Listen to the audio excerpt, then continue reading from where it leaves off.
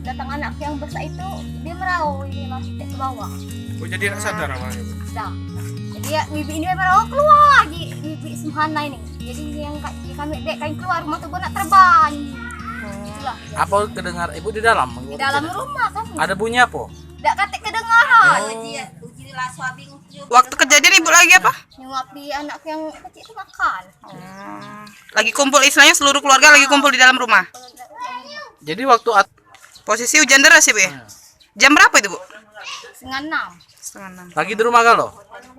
Laki ibu juga, lagi di rumah kalau ngumpul Apa itu, Bu? Ya. Rasa baca kan yang kan tak kalah lagi. Kateknya anak rumah lain, rumah inilah ini beri buat ke Pertamina. Oh, beda rumah ini, Bu ya? Ada rumah. Oh. Beda rumah. Sehari-hari bekerja sebagai apa, Bu? Nabah. Buru tani ya.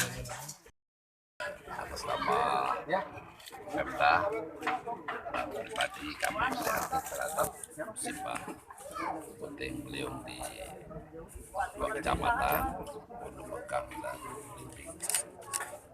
Beberapa langkah konkret sudah dilakukan bersama. Kita lihat ada kepolisian, TNI, pemerintah kabupaten, BPD, dan instansi terkait lainnya sudah bergerak sangat cepat.